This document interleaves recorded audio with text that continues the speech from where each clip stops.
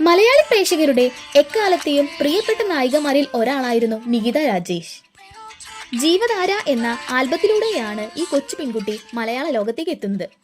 തുടർന്ന് ഏഷ്യാനെറ്റിലെ ദേവി മഹാത്മ്യത്തിലൂടെയും ഓമന തിങ്കൾ പക്ഷിയിലൂടെയും പിന്നീട് മഴവിൽ മനോരമയിൽ സംപ്രേഷണം ചെയ്തിരുന്ന ജോയ്സിയുടെ മഞ്ഞുരുകും കാലത്തിലെ ജാനിക്കുട്ടിയുമായി എല്ലാവരുടെയും ഹൃദയത്തിലേക്ക് ചേക്കേറി. നികിതയുടെ അച്ഛൻ രാജേഷ് സീരിയൽ ഡയറക്ടറായിരുന്നു.